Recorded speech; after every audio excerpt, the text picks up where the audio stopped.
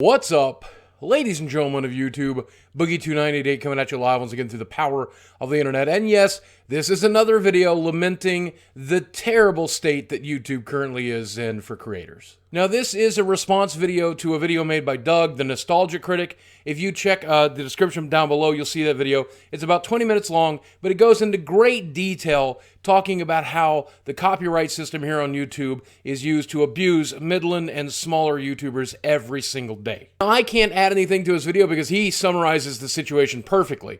What I do want to expand on is the notion that the system is slanted in favor of bigger YouTubers and corporations, and that it's going to screw anybody my size or smaller, no pun intended. There are a good number of very, very large YouTubers and even smaller YouTubers that are in a secret, super special club where they do not have to deal with copyright issues. They are immune to the copyright system. Now, the first thing a critical mind is going to think is, Boogie, you're a pretty big YouTuber, so aren't you immune to the system? Aren't you one of the special crew? Absolutely not. I've uploaded paid promotional gameplay video to this exact channel in the last year, had it copyright flagged, and had to remove that content. Honest to God. Paid for the video, then they made me remove it. There are two groups of people that are pretty much above the copyright system here on YouTube. The first of which is some very, very large channels that are under managed status by their multi-channel network, and I'll explain the details of that. There's also a small group of people that are in the YouTube's Fair Use Protection Program, where YouTube is protecting them with millions of dollars of litigation funds set aside to protect fair use. The first group is YouTubers that are managed status by their MCN. And in order to understand that, you have to know how YouTube used to work. A long time ago in prehistoric YouTube, that copyright bot that scrawls everything, automatically looking for copyrighted works, that used to affect everybody. YouTube had just gotten sued by Viacom, and they had proven to a judge that they did everything they could to protect Viacom and businesses like them, including this copyright bot. They were going to bully small creators to protect the big companies so those big companies wouldn't sue them. During this time, YouTube was so afraid of being sued by big companies, they would not even allow gaming on YouTube.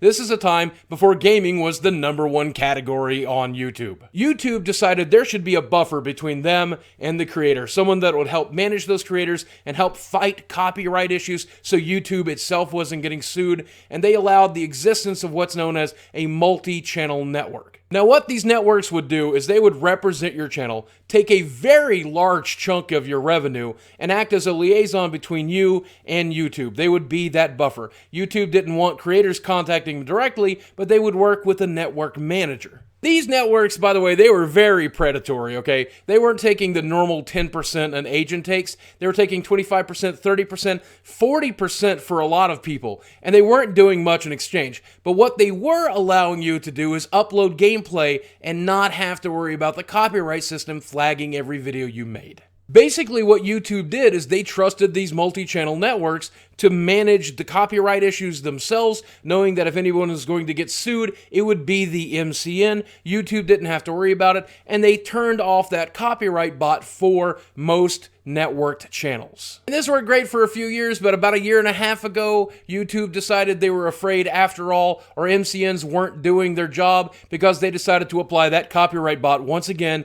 to the majority of network channels, as well as everybody else like me who is not networked. This created one of the greatest shitstorms YouTube has ever seen, because here people are giving 20, 30, 40% of their income to a company that now basically does nothing for them. And that shitstorm is what causes these videos to show up on the front page of Reddit every couple of days, where some YouTuber is trying to get out from under Machinima or a different company who's not even returning their phone calls anymore. But that also is what led to the great copyright issues we're having on YouTube today. As someone who has dealt with that copyright bot every single day of his YouTube career, having never signed up with a multi-channel network, I can tell you firsthand that system is horribly, disgustingly broken, and obviously the Nostalgia Critic explains it in great detail. People ask me all the time, Boogie, why don't you put more editing into your videos? Why don't you show us pictures or gameplay or videos or stuff that you're talking about? Why don't you show it? It's because for years, every time I tried to do that, the copyright system just beat me into submission, saying, bad Boogie, no fair use, fuck you. A lot of people right now are scratching their head going, where is fair use gone? And I can tell you, I've never had it. I've never had access to it, not a day on YouTube. But obviously the MCNs are not going to roll over without a fight, so they convinced YouTube to allow them to have a certain number of managed status YouTubers. And these are a small number of very large YouTubers who that copyright bot simply does not apply to. Managed status takes away the fear of that copyright bot flagging your videos for up to 30 days, taking away 30 days worth of revenue, and gives you access to something everyone on YouTube should have access to, and that is fair use. Now, they can circumvent the automated system and go through two different steps. They could sue you personally the way they did Michelle Phan. But since what these YouTubers are doing anyway is fair use, they're going to lose in a court of the land just the way they did against Michelle. But these top-tier YouTubers are earning hundreds of thousands of dollars for their multi-channel networks, and if you even threaten to sue them or take one of their videos down using the system, you can guarantee that multi-channel network will throw every lawyer they can afford at you, and they can afford a lot.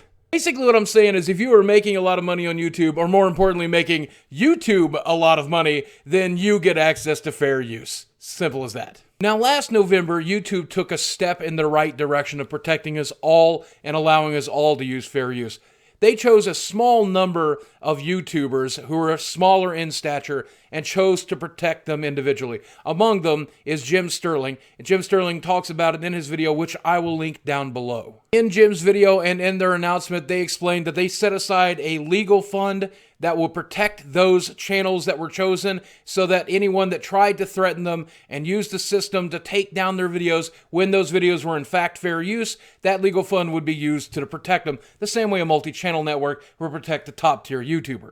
And that's great for Jim Sterling. That's great for those YouTubers. It's not so great for me because 7 years later, I'm still afraid to put a picture of fucking Mickey Mouse on the screen. On the YouTube fair use page, I kid you not, I'm going to link it down below, there's a video of a dub over of a Disney cartoon. That dude gets away with that. That dude gets protected by YouTube for millions of dollars, and my reaction to the World of Warcraft trailer got taken down. Like, that's the world we live in. The current system, the way it affects me and 98% of other YouTubers, is hypocritical. It's one-sided. It favors the corporations, it favors top-tier YouTubers, and it leaves the rest of us out there with our ass in the wind. And I don't know, maybe the cynical part of me tells me that, Boogie, this is the way YouTube wants it, right? They only want the Jimmy Fallons and the Jimmy Kimmels and the Vivos, and then they're your top-tier YouTubers who are under the wings of YouTube, and those are the people that matter, right? The rest of us, they don't want to cancel the program, they don't want to get rid of the partnership program, they just want it to weed us out all by itself. Let's not worry about it. Fuck them, just let them die. But I hope and I pray that that's just paranoia,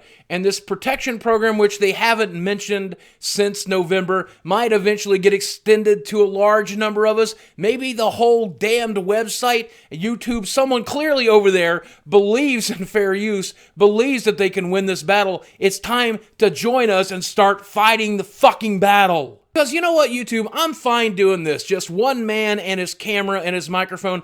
I'm happy doing this. What I'm not happy with is watching some very talented and wonderful smaller YouTubers who take critical looks at things or make a comedic commentary about things and trying to do that within fair use and you shooting them out of the water every single day. I'm sick as shit of watching these channels that I love disappear. And YouTube, if you feel the same way, do something. And viewers, if you feel the same way, share some of the videos down below, share the Nostalgia Critics video, use that hashtag, tweet it at YouTube, get them involved, because I gotta tell you something, until we awaken the sleeping giant, nothing's gonna change. If you need incentive, YouTube, follow the money. The YouTubers that are big right now will not be big in 3 or 4 years. People will grow tired of watching them. And if you keep smaller YouTubers from rising up to their level, then there's going to be no one to watch. Unless you want them to watch Jimmy Fallon, and maybe that's the plan to begin with. I don't know.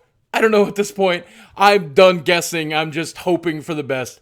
That's one man's opinion. I could be wrong, guys. Please let me know if I am in the comment section below. I'm really scared that the wrong person at YouTube is going to see this video, and then they're going to change my standing in the algorithm, and everything's going to go to shit. Nobody's going to see my videos anymore. I'm terrified to upload this, but I'm going to fucking do it. Guys, I love you. Thanks for watching. I'll speak with you again soon. Don't forget to share, like, subscribe, all that jazz. Might be the last video of mine you see.